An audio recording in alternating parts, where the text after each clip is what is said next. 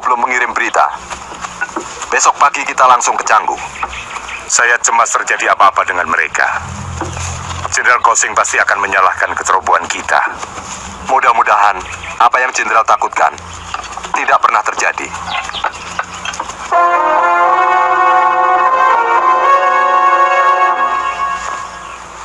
Mereka mendirikan perkemahan di halaman Kedaton Timur dan Utara, juga di alun-alun. Bagaimana dengan penjagaan? Kelihatannya tidak terlalu istimewa, Gusti. Mereka hanya menjaga setiap gerbang pada perkemahan mereka saja.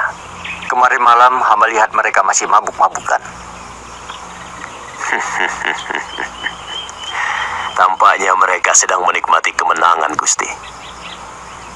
Ini saat yang paling tepat untuk berburu kijang di musim kawin. Jelas penciumannya kurang tajam.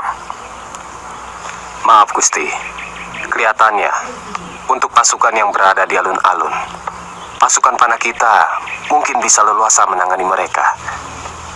Tetapi untuk yang berada di tembok dan sekitar kawasan Kedaton, saya kira agak sulit. Tembok keliling akan menghalangi gerakan kita.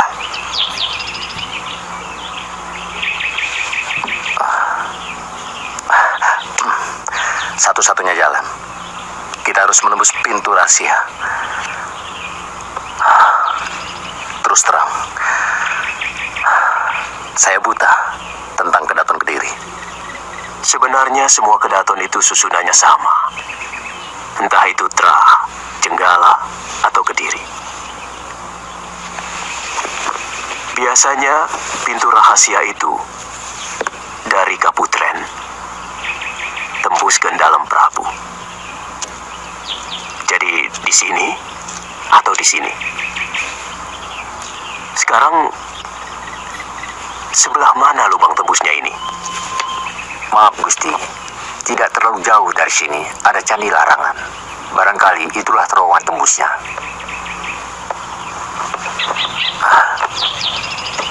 Siapkan pasukan lewat tengah hari. Sebelum gelap, pasukan lebah tidak boleh mendekati benteng. Lawe, Sendiko Gusti, selidiki Candi Larangan. Baik, Gusti. Paman ikut saya. Baik, Gusti.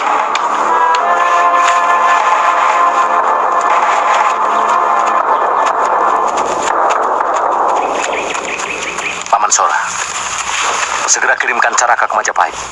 Perintahkan kepada Gajah Biru untuk langsung menyerang sisa pasukan kita Nagari di Canggu.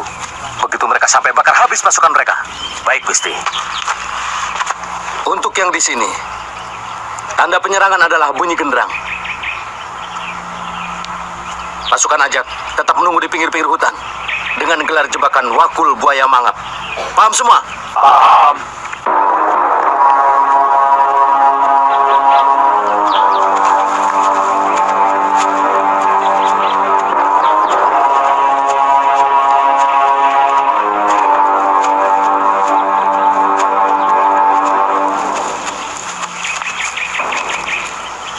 Kalau saya tidak keliru, di dalam sana, Den.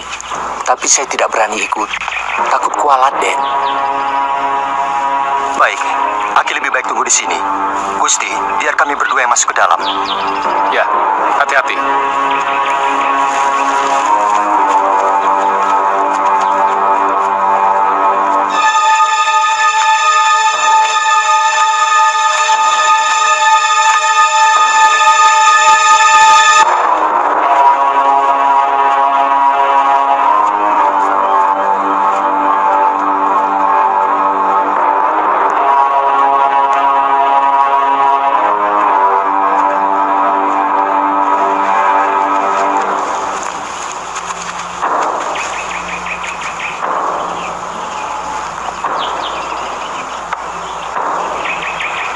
Saya punya dugaan omongan Aki Rompa benar. Kalau begitu siapkan gaji dan gombal untuk membuat obor Uni. Sudah semua, Kakang. Tinggal cari batang kayu.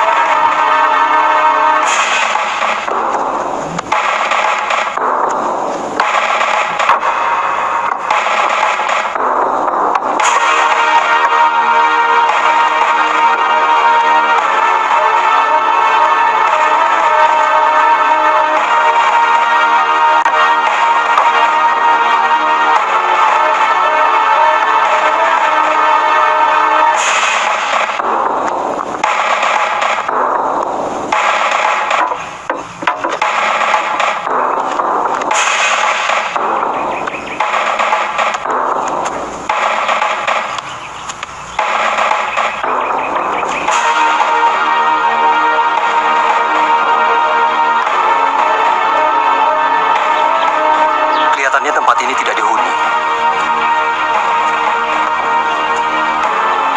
Itu bangunan Kaputren atau dalam Prabu, Kakang? Saya yakin dalam Prabu. Lihat kurungan-kurungan burung itu.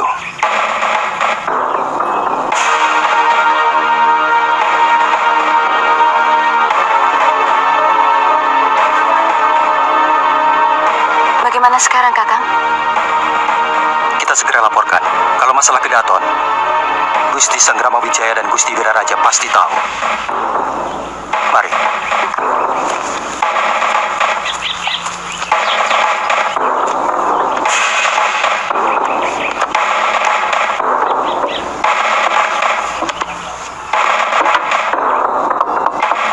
Yunda?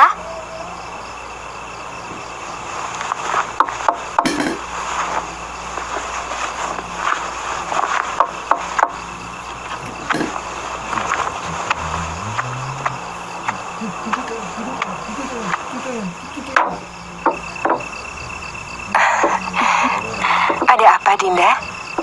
Boleh saya tidur di sini, Yunda? Tentu.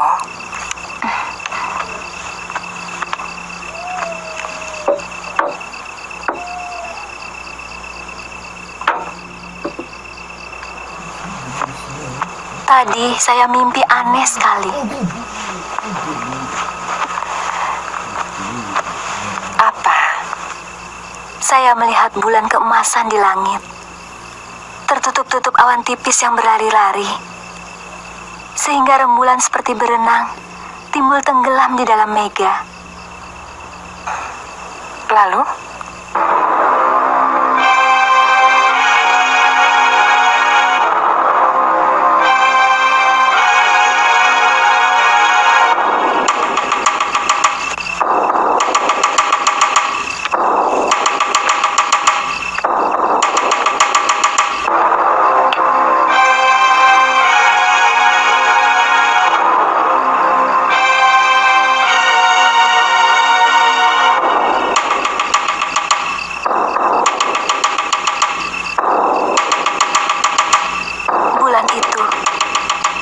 Terbebas dari kemulut awan gemawan.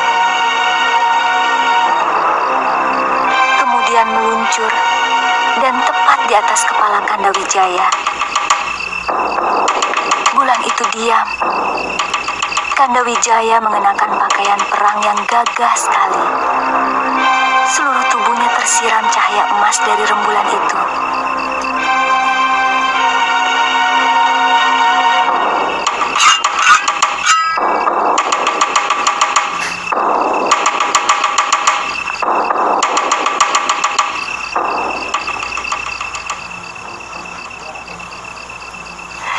Mimpi Dinda bukan mimpi biasa. Itu pertanda kemuliaan akan terlimpah di pangkuan Kanda Sanggrama Wijaya. Rembulan biasanya pertanda kekuasaan, apalagi rembulan emas. Apakah Kanda Sanggrama Wijaya akan menjadi raja? Terah Kediri sudah runtuh, maka Katra Jenggala akan kembali berkuasa. Itu sudah suratan Dewata.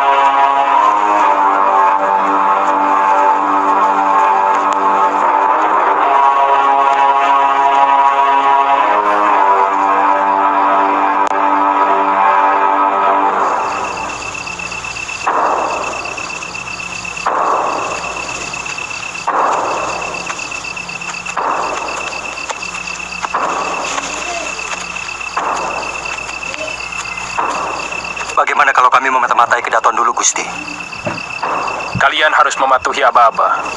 Tidak melakukan serangan sebelum genderang ditabuh. Kami hanya mengintai. Secepatnya kami akan kembali. Hati-hati, Kamandanu.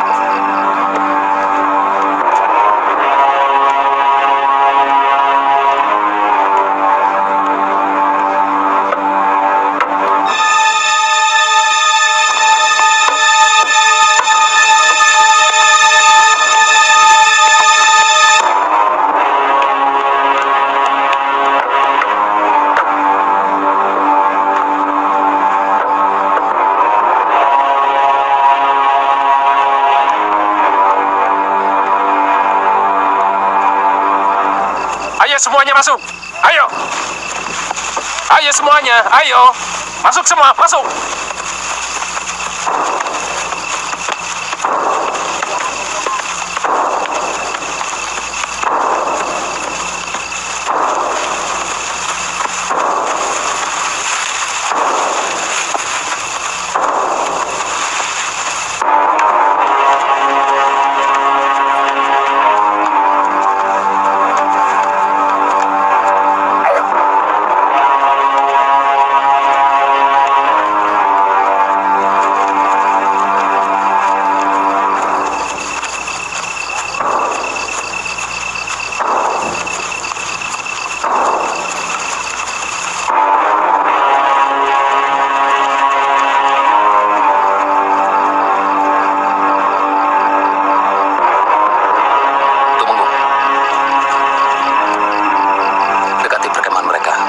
Sampai batas anak panah bisa menembus jantung mereka. Baik, Gusti. Ayo. Nambi, siapkan tetabuhan di sini. Baik, Gusti.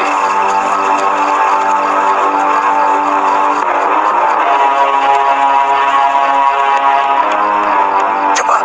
Cepat. Ayo cepat. Cepat, cepat.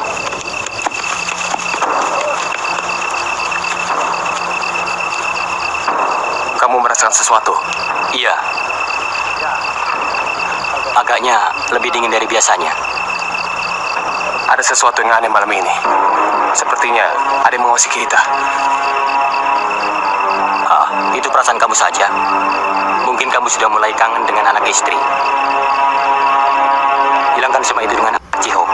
Kadang-kadang itu ada gunanya.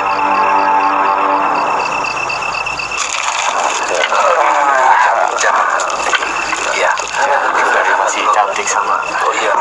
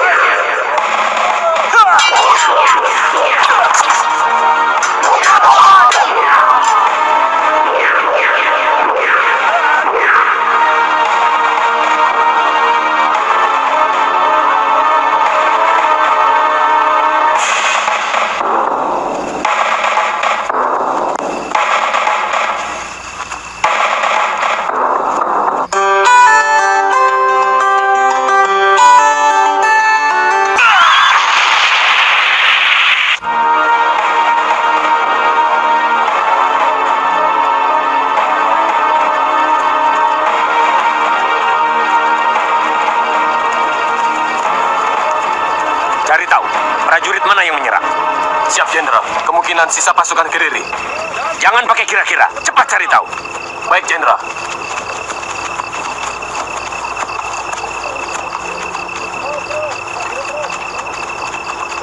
Tidak ada tanda-tanda sama sekali. Sebenarnya ada. Tapi kita terlalu mabuk dengan kemenangan. Beberapa hari ini, para petani tidak mengirimkan sayuran. Itu tanda. Para pedagang ternak tidak masuk kota raja. Itu tanda. Tapi mata hati kita sudah tertutup oleh kebanggaan. Saya yakin, ini sisa-sisa serangan pasukan Kediri. Belum tentu. Saya lebih cenderung yakin bahwa ini dilakukan oleh orang-orang Tuan Wijaya. Bagaimana Tuan yakin? Ini penyerangan dengan semangat dan keberanian yang luar biasa. Biasanya hanya dimiliki oleh bangsa yang memiliki semangat dan cita-cita. Dan itu dimiliki oleh anak buah Tuan Wijaya yang ingin merebut kebebasan negerinya dari tangan orang-orang Kediri. Sementara orang-orang Kediri telah kehilangan nyali dan pimpinannya. Jangan-jangan pasukan Yungfo sudah lebih dahulu dihabisi.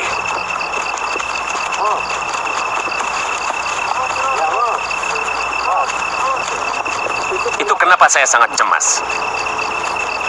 Ketika Panglima Ike Mese mengizinkan Tuan Wijaya dan pasukannya kembali ke Majapahit. Sementara kita sama sekali tidak kenal watak mereka. Tapi yang jelas, kita sudah pernah terhina oleh mertuanya. Ini yang tidak diperhitungkan oleh Panglima.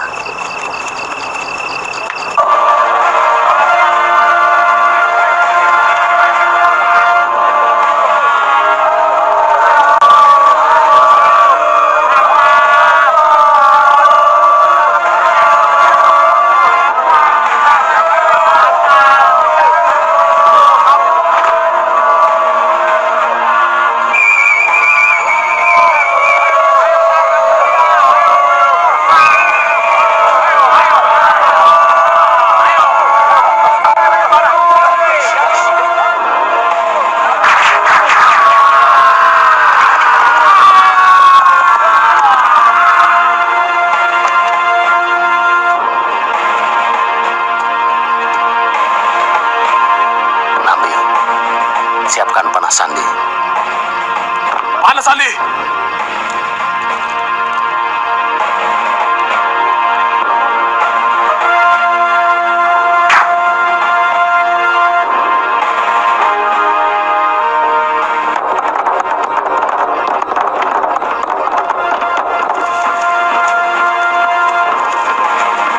Mereka mengepung dari semua penjuru, Panglima.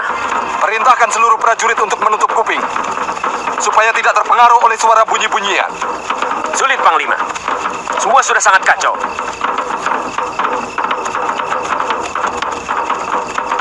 Pasukan kami dibantai habis, Jenderal. Hanya 3 orang yang selamat. Mereka semua berada di hutan-hutan di pinggir kota raja.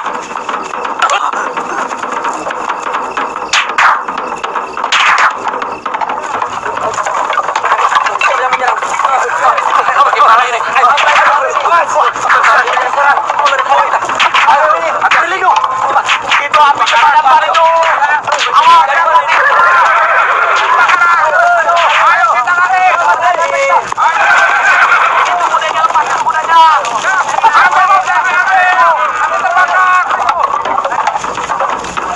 Kelihatannya serangan ini tidak main-main. Ini sudah sangat berbahaya. Paling tidak sudah 200 orang lebih prajurit dari perkemahan ini yang jadi korban. Saya belum mendapat berita. Apakah prajurit yang berada dalam istana juga diserang? Mereka semua habis, Jenderal. Entah dari mana masuknya, pasukan panah dan pedang musuh tiba-tiba berada dalam istana dan menyerang dengan ganas. Dipimpin oleh orang-orangnya Wijaya. Sudah saya duga. Saya berhasil meringkus pendekar yang membawa pedang milik Aris perguruan Jenderal. Ah, mana?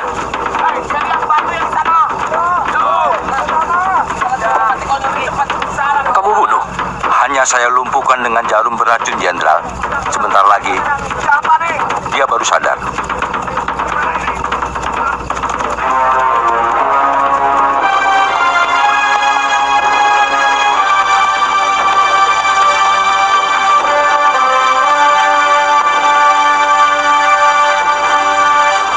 Saya baru saja memeriksa kapal-kapal kita. Rupanya mereka tidak berani mengusik. Mengusir lebah harus menghancurkan sarangnya.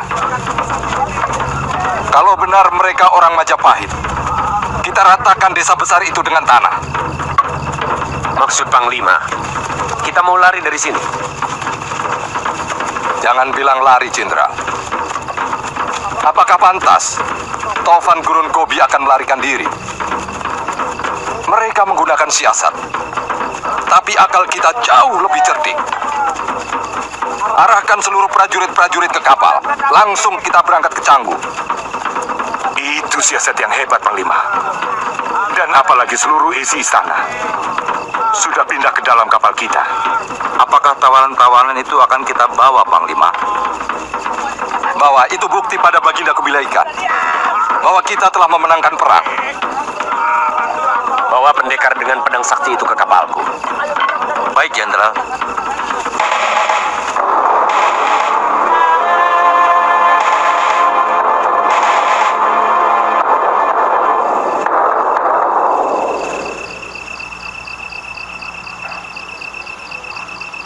Kamandanu masih belum kelihatan. Saya paling tidak suka kalau ada yang melanggar aturan dan kesepakatan. Mungkin dia terjebak, Gusti. Saya melihat lawannya seorang perwira Kitai Nagari yang cukup tangguh. Tapi mestinya dia bisa menghindar dan ikut kembali ke tempat ini. Dia sangat tahu bahwa tujuan kita lari untuk menjebak mereka. Ampun, Gusti. Hamba melihat area Kamandanu roboh waktu kita semua masuk ke lorong istana. Bagaimana kalau hamba menyusul ke dalam lagi, Gusti? Hati-hati, Sakawuni. Kalau kamu tidak menemukan Kamandanu, cepat kembali. Jangan sampai lama-lama. Kita akan meninggalkan tempat ini setelah kokokayam hutan mulai terdengar. Baik, Gusti.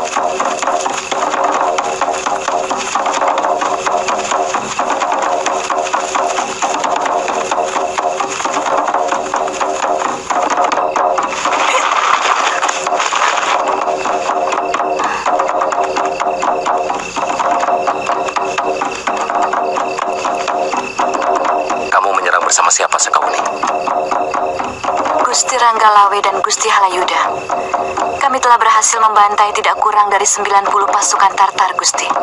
Sekarang pasukan dan Gusti Ranggalawe masih berada di sekitar Candi Larangan. Maaf, Gusti. Apakah Kakang Kamandanu bergabung dengan pasukan Gusti? Tidak, mungkin di tempat lain.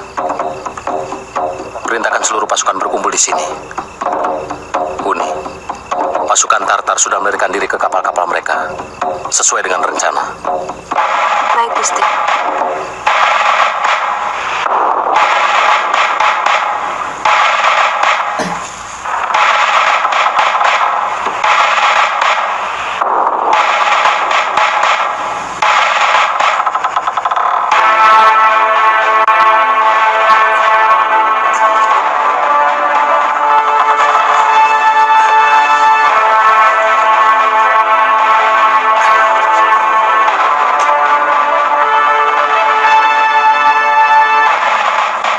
Mencari ini.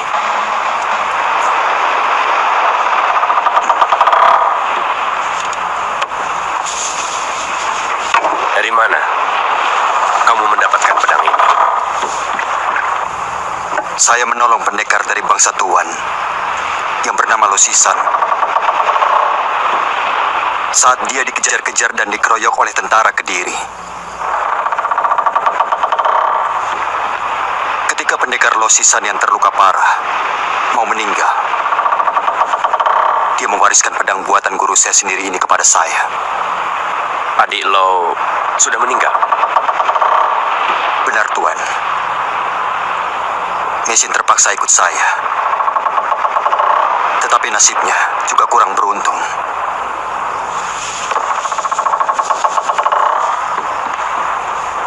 Waktu saya tinggal dia di tempat persembunyian, tentara Kediri rupanya menemukan tempat persembunyian kami dan membakar tempat itu. Saya menemukan mesin terluka di dasar jurang. Tapi waktu saya tertidur karena letih, tiba-tiba tubuh mesin hilang. Saya tidak tahu siapa yang menculik. Tadi kamu mengatakan Ranubaya itu gurumu. Benar, Tuan. Kasihan nasib orang tua itu. Dia korban keserakahan seorang perwira bangsaku yang menginginkan pedang ini. Apa yang Tuan akan lakukan kepada tawanan seperti saya? Kalau termasuk pimpinan, akan dihukum mati. Tapi prajurit biasa hanya akan dijadikan budak untuk kerja paksa.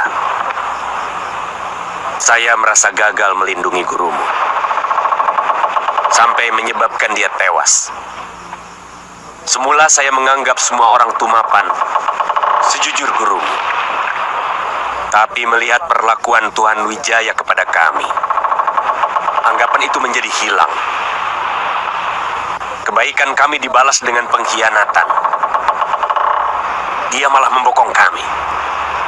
Maafkan kebodohan saya, Tuan. Gusti Wijaya sangat tertekan ketika harus membuat surat pernyataan menyerah tanpa syarat. Saya kira sebagai sesama ksatria, Tuan pun akan merasakan hal seperti itu. Lebih baik hancur daripada harus menjadi budak negeri lain. Sebagai sesama ksatria, sekarang apa yang ada di pikiranmu? Kebebasan. Sebab hanya orang yang bebas yang bisa berpikir dengan bersih dan jujur. Bagaimana saya bisa melihat kebenaran bangsa Tuan kalau saya sedang menjadi tawanan Tuan? Kamu betul, anak muda. Sekarang kamu saya bebaskan. Kamu bukan tawanan saya, tapi tamu saya. Terima kasih, Tuan.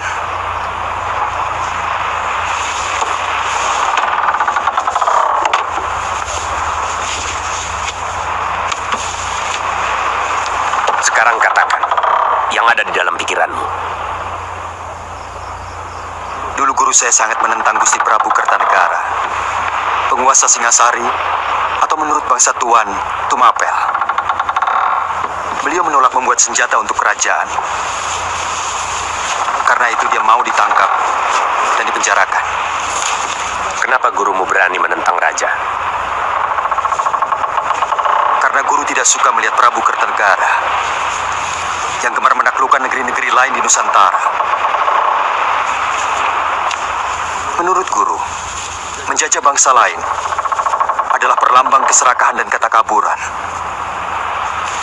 Sebab kemerdekaan adalah harta tertinggi yang dimiliki oleh manusia.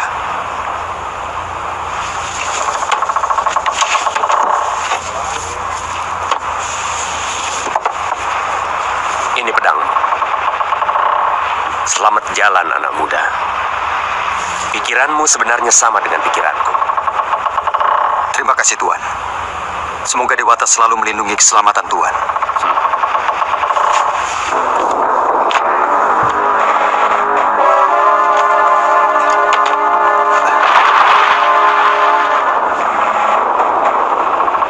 Sahabat itu selalu ada saat membuka mata. Saya membawa surat dari Gusti Lembusora.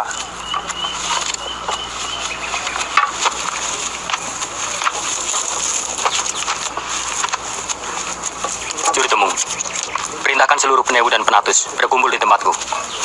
Baik, Raden. Silakan kamu istirahat.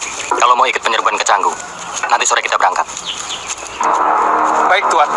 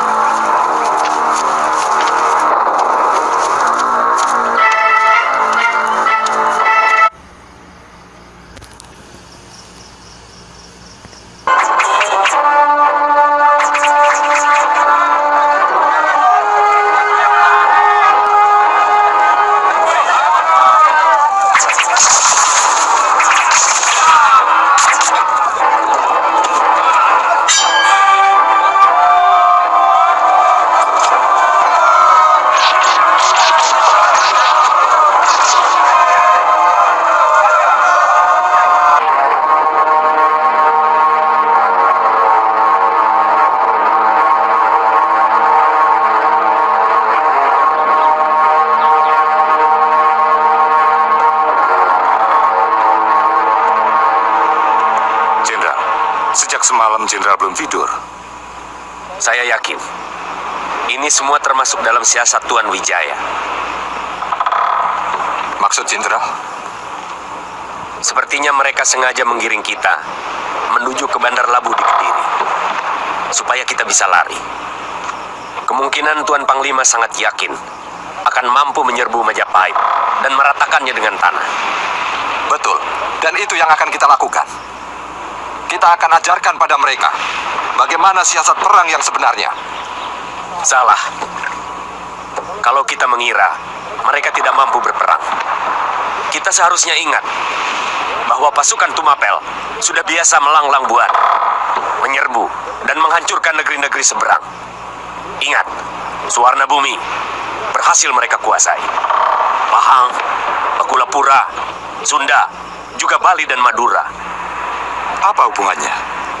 Jenderal mau mengatakan bahwa apa yang mereka lakukan di Kediri pasti sudah dengan perencanaan yang sangat matang. Betul, Tuan Panglima.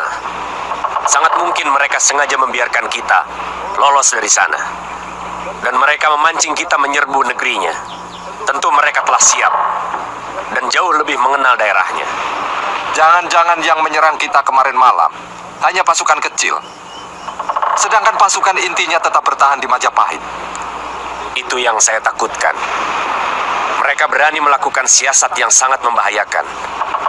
Pasti sudah dengan perencanaan yang sangat matang. Bisa saja mereka sudah menyiapkan jebakan-jebakan untuk pasukan kita.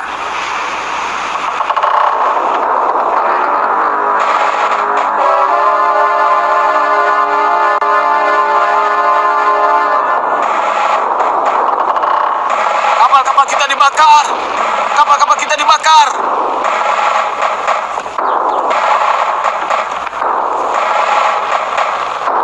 Mereka sudah melakukan apa yang saya duga.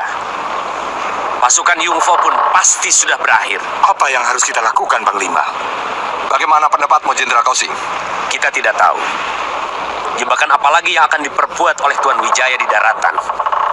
Kalaupun kita akan membalas atas semua kekalahan kita, akan membutuhkan waktu yang cukup lama. Buat apa?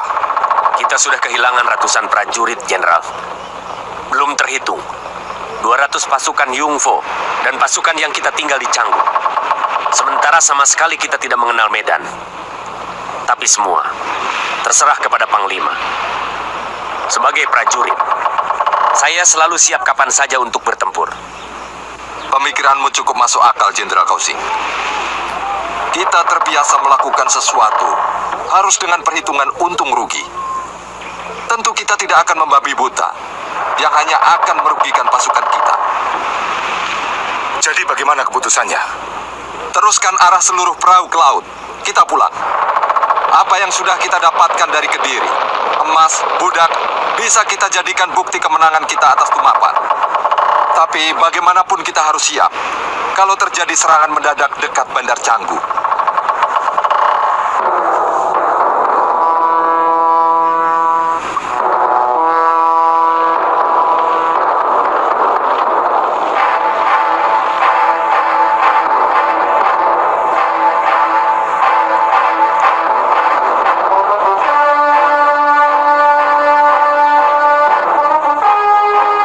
Sebaiknya kita serang mereka, Raden. Jangan menyerang kalau mereka tidak mendarat.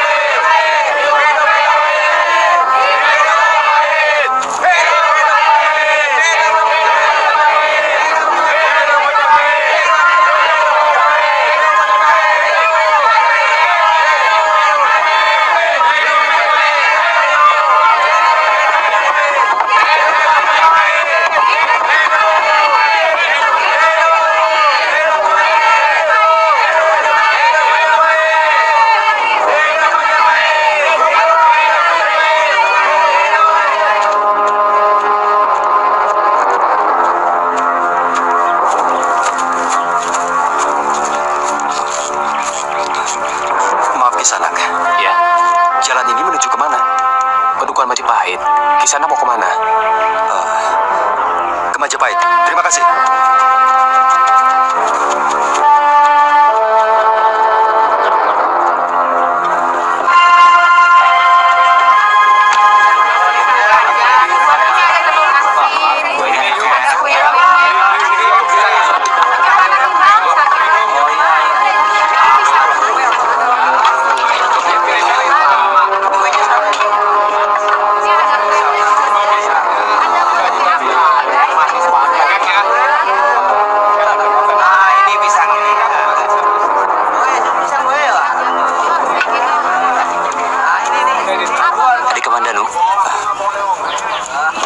Ikut pasukan Gusti Ranggalawe. Benar sekali Tuan Demung. Tapi yang lain masih dalam perjalanan. Bagaimana kabarnya dengan Kakang Arya Lembusora? Baik, kita berhasil menghancurkan mereka. Ya, kelihatannya semua perahu mereka tidak berani mendekati Bandar Labu Canggu. Karena semua perahu di Canggu sudah berhasil kita bakar semuanya.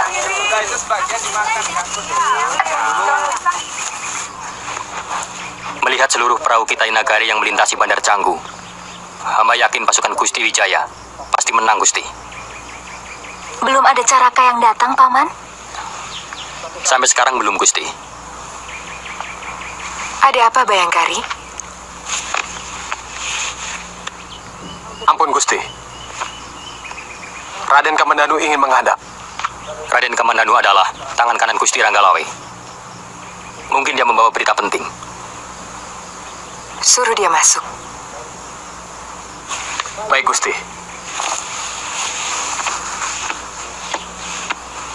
Mudah-mudahan dia membawa berita baik.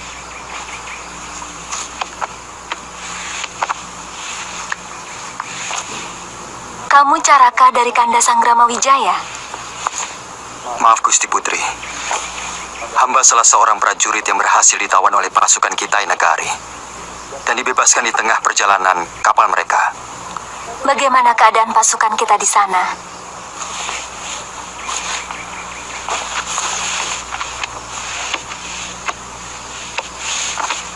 Kita menang, Gusti.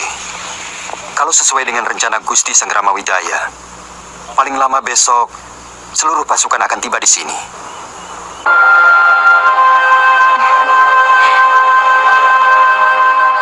Sahabat itu selalu ada saat membuka mata di pagi hari.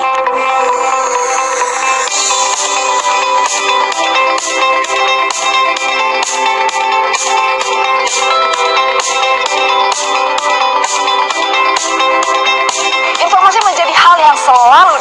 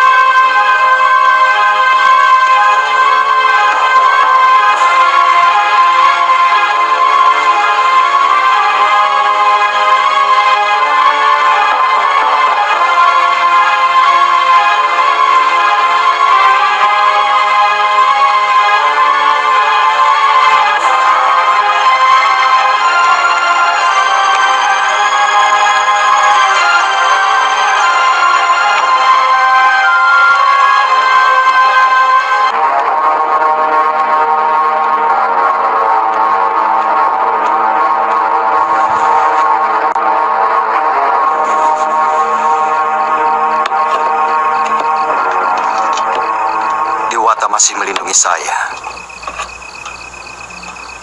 Ternyata jarum rahasia itu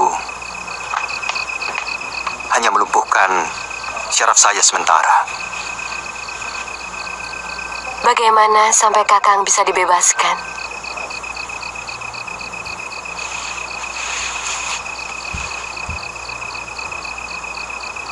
Ternyata Senopati Kitai Nagari itu kakak seperguruan Pendekar Laut,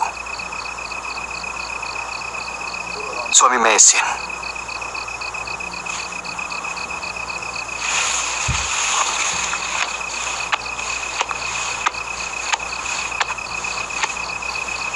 Dan karena Kakang juga suami Mesin, maka dia pun melepaskan Kakang.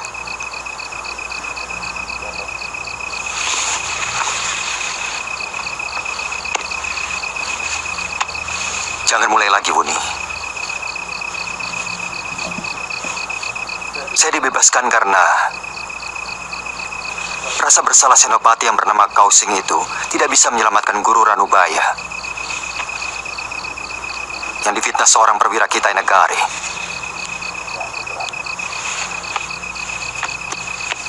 Padahal Senopati tahu bahwa Guru sama sekali tidak bersalah.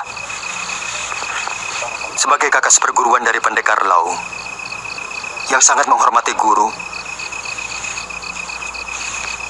maka dia menaruh hormat kepada saya. Sampai akhirnya saya dibebaskan. Padahal Kakang ada musuh yang telah menghancurkan pasukan mereka di Kediri. Iya, mungkin sebagai manusia.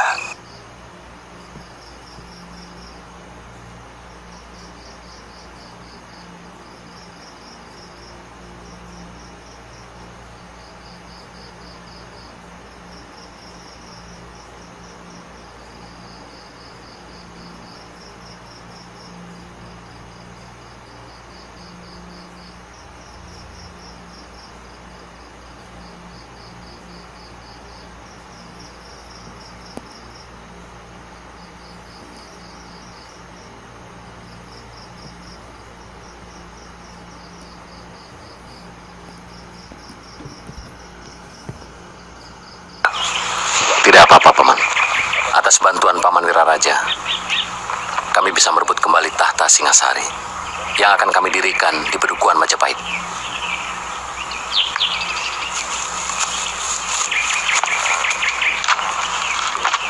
Oh iya, kedua putri itu adalah persembahan dari Raja Swarnabumi untuk penguasa Singosari. Dalam hal ini, hanya Radenlah yang berhak.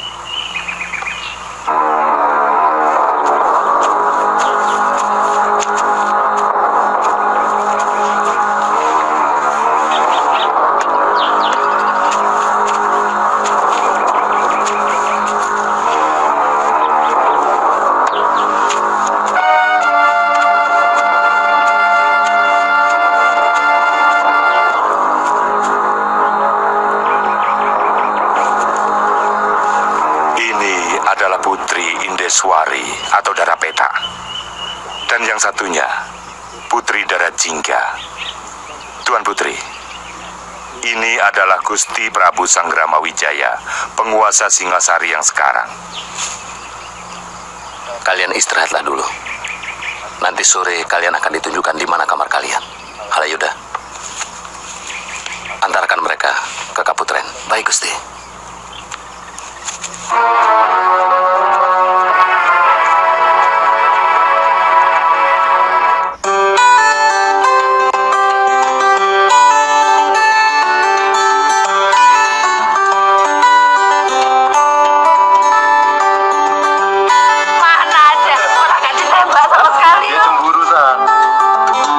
Saksikan jalannya pernikahan putri tokoh nomor 1 di Indonesia, terutama di Halayuda. Saya sangat muak selalu menjilat Gusti Wijaya. Rupanya dia mimpi ingin diangkat sebagai Mahapati. Dia keliru kalau mengira Gusti Wijaya bisa dijilat. Gusti Wijaya sangat cermat dalam memilih para bawahannya. Bukan tidak mungkin beliau akan melakukan tapa berata untuk mendapatkan petunjuk Dewata dalam menentukan para bawahannya. Kenapa tidak Ayahanda Arya atau Paman sendiri? Bagaimanapun dilihat dari jasa, Ayahanda dan Pamanlah yang banyak berjasa kepada Gusti Wijaya. Mestinya Paman bukan menjadi rakrian mantri di Daha, tapi di sini, di Wilwatikta ini. Gusti Wijaya telah memikirkan dengan sangat cermat. Mungkin usia saya yang sudah terlalu tua untuk memikul jabatan seorang rakrian patih sebuah negeri yang baru membangun. Sementara Kakang Wiraraja, kalau sesuai dengan janji Gusti Wijaya, akan diberikan hadiah separuh dari wilayah Majapahit ini. Kenapa kamu gelisah seperti itu, Lawe? Saya bisa mengerti perasaan Ranggalawe. Mungkin perasaan dia sama dengan perasaan saya. Cemas, kalau negeri yang kita bangun dengan keringat dan darah ini akan dipimpin oleh orang yang kerjanya hanya menjilat. Gusti Wijaya memang orang yang sangat bijak dan pintar. Namun kalau pembantu yang dipilih adalah orang-orang yang mementingkan diri sendiri dan bodoh, tentu negeri ini akan menjadi negeri yang tidak memiliki taji. Lebih baik kita sama-sama menunggu dengan segenap prasangka baik kita. Silahkan.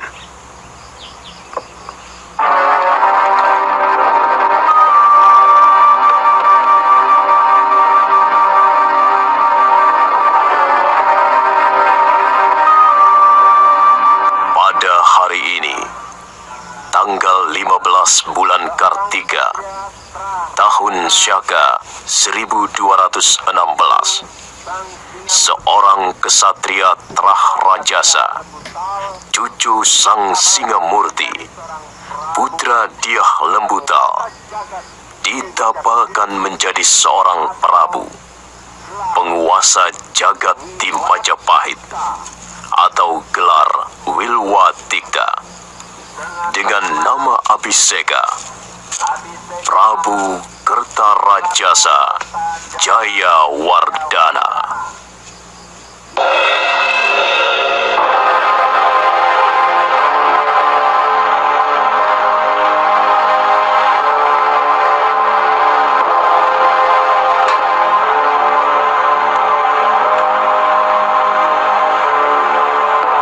Sang Prabu akan melindungi kebebasan kaum Hindu memuja Siwa dan kaum Buddha melakukan ajaran agamanya. Sang Prabu akan memajukan negeri Wilwatikta menjadi negeri yang makmur untuk rakyatnya dan adil dalam menjalankan undang-undang Kuta Ramanawa Dharma Sastra yang menjadi acuan dalam melaksanakan kehidupan seluruh rakyat.